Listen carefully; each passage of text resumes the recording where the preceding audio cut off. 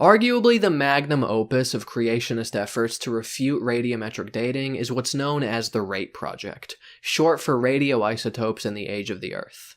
Among their many vaunted findings are the following, described on answersingenesis.org. Quote, recent research by the RATE group has produced evidence of accelerated rates of decay at some point or points in the past. Creation scientists suggest that there are two possible times that God supernaturally intervened on a global scale, during Creation Week and the Flood. It is not unreasonable to assume that God used the energy of accelerated radioactive decay to initiate and drive the major geologic changes in the Earth that accompanied the Flood. End quote. It is not unreasonable to assume this. This is some of the most unreasonable shit I've ever heard. Even from a religious standpoint, this makes no sense. What does this say about the idea of a perfect God with a perfect creation plan? What was wrong with his original decay rate? Why did he not create it right the first time around? Did he just screw up and suddenly realize 2,000 years in, fuck, I knew I was forgetting something? This isn't some Stones jerk-off going to the grocery store. This is the all-knowing, perfect creator of the universe. So why the alteration? Why the second-guessing of himself? Why even bother with changing the decay rate? And why change it in such a way that creates the perfect misimpression that the Earth and universe is much older than it actually is? What could this be if not a massive campaign of deliberate divine misinformation? And let's be clear about something. The only reason they're positing accelerated rates of decay is to try to square their holy book with the world around them. Young Earth creationists believe, on the basis of what they read in the Bible, that the Earth is 6,000 years old. This is the core reason that they try to undermine the validity of radiometric dating, and this is why they go to the absurd length of positing accelerated rates of radiometric decay. They see the contradiction and conclude that the radiometric dating methods must be the problem, not their holy book, and they have this completely backwards. Answers in Genesis writes that, quote, there is no way to prove the decay rate was not different at some point in the past, end quote. The creationist has to commit themselves to much more than this statement, however. They're not just saying, well, perhaps it's possible that the decay rate varied in the past. Since they believe the Earth is 6,000 years old, what they're really saying is the decay rate necessarily must have varied in the past, and must have varied in a manner consistent with the 6,000-year-old Earth. This is a pretty obvious case of trying to torture and contort the data into agreeing with your preconceived conclusions, as opposed to simply basing your conclusions off of whatever it is that the evidence shows. Richard Dawkins points out the flawed nature of this logic in his book The Greatest Show on Earth. Quote, what if the present very slow rate of decay of potassium-40 has only been in operation since Noah's flood? The special pleading in such claims is glaring. Why on earth should the laws of physics change, just like that, so massively and so conveniently? And it glares even more when you have to make mutually adjusted special pleading claims for each one of the clocks separately, end quote. Even if we humor the creationist and imagine that something like this happened, more problems immediately dogpile onto the heap of stupidity before us. Jeff Zweerink outlines one of these problems on reasons.org. Quote, squeezing billions of years, at today's rate, worth of radioactive decay into a few days or even a year would likely produce so much heat as to vaporize Earth's surface and sterilize all life, end quote. Another related problem is described by Randy Isaac in Perspectives on Science and Christian Faith. Quote, the second unresolved problem cited in the Rate book is the radiation problem. How did Noah and his passengers survive a year in which radioactivity was 1 million times greater than it is today? No known solution exists, they state. Nevertheless, quote, the Rate group is confident that these issues will be solved. End quote and end quote. We're ending all kinds of quotes over here. In the absence of the biblical creation story, no sane scientist would even consider such an idea. But let's give the creationists some credit here. It's not all just fanciful speculation that they're engaged in. In fact, the rate group claims to have scientific support for their views on accelerated decay rates, and at the very least, we can say this is a step up for creationists, because their usual research methodology consists of little more than reading the Bible and lamenting about sin. One piece of evidence cited is the detection of ancient carbon-14. As we read in Answers on Genesis, quote, "Other important findings of the RATE project include detecting carbon-14 in coal and diamonds. If these substances were really millions or billions of years old, respectively, there should be no carbon-14 left in them. Carbon-14 has a half-life of 5,730 years. With the most accurate mass spectrometers, the oldest calculated age of items containing carbon-14 is about 80,000 years. Diamonds are assumed to be many billions of years old, and should contain no detectable carbon-14, as it would have all decayed to nitrogen-14 long ago. The same is true of coal, which was supposedly deposited hundreds of millions of years ago, according to the evolutionary model.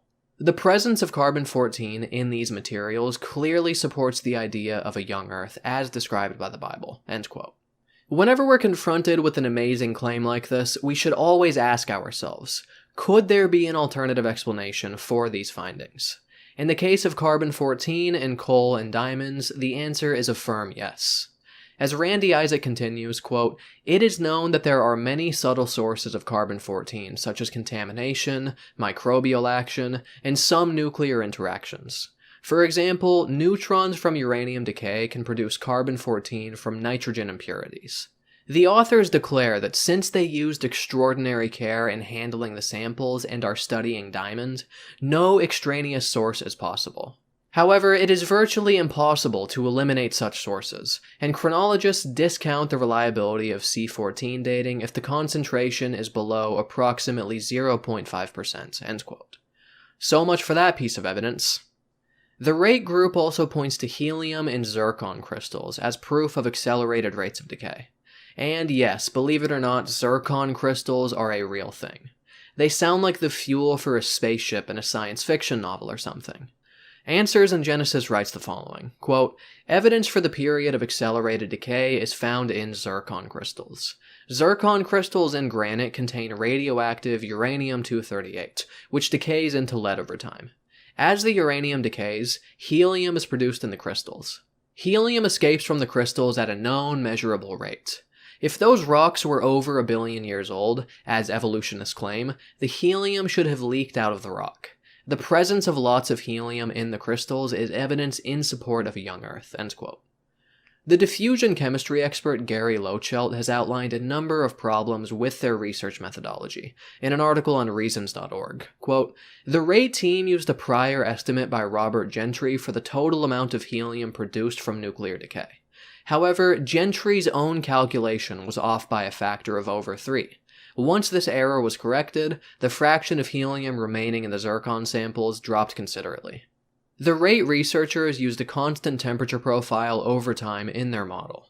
In contrast, I used a geologically reconstructed thermal history that was highly non-uniform over time.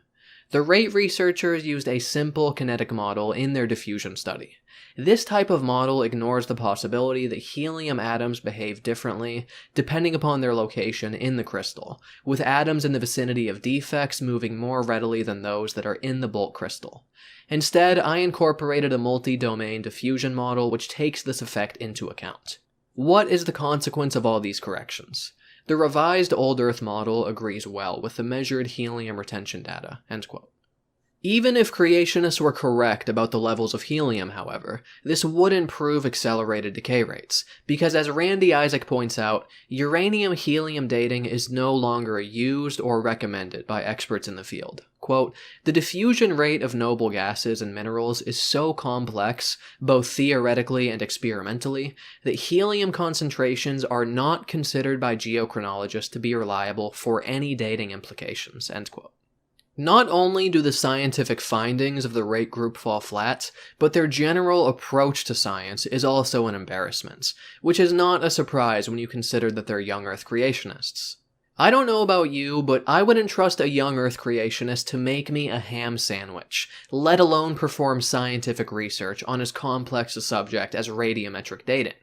As we read on Wikipedia, quote, "The RATE project has been criticized by geologist Kevin Hankey for, among other things, using faulty standard deviations, misidentifying rock samples, and correcting typographical errors in other researchers' data, without providing any evidence that such corrections were warranted," end quote. One thing we can say in praise of the RATE group is that they actually do take peer review very seriously. As Randy Isaac writes, quote, "The first chapter of the RATE report is an introduction, and provides an overview of the RATE program. An appendix to this chapter, written by Henry Morris Jr., defines guidelines for peer review. Criteria for selecting reviewers include, whenever possible, those who are in agreement with the biblical viewpoint of the researcher," end quote. So basically, these creationists' idea of peer review is intentionally selecting reviewers who already agree with the conclusion that they're setting out to demonstrate in their research. This is the exact opposite of how science and rational inquiry generally should be done. You should be seeking out the strongest challengers to test your ideas, not the most deferential supporters. A user on Reddit who has since deleted his account made a great point about the general approach taken by creationists towards radiometric dating. As this mystery user put it, quote, "Ask the creationist what their preferred technique of dating fossils is. They don't have one. The creationist technique is to simply discredit any finding or result that threatens their beliefs, all while refusing to provide any convincing or scientifically valid evidence for their own theories," end quote. Whoever you are, great point. It's also worth pointing out that even if creationists were correct when they argue that radiometric and other dating methods are unreliable, all this would demonstrate is that we simply don't know what the age of the Earth is, not that it's 6,000 years old. What if the dating methods are inaccurate, but it turns out that the Earth is actually 50 billion years old, and the creationists are thus even further away from the correct date than we previously thought? If all we're showing is that the dating methods can't be trusted, this doesn't prove that one particular date is therefore correct. I'm on Patreon. There's a link in the description if you'd like to support my content. I would really appreciate it. There's also social media links in there if you want to follow me there. I'm trying to build up some of those followings. I would really appreciate it. Make sure to subscribe for more videos if you haven't already. Hit the bell, hit the like button, post a fucking comment. All that fun stuff that's standard on YouTube. You know the fucking drill. Thanks for watching. Hope you enjoyed this.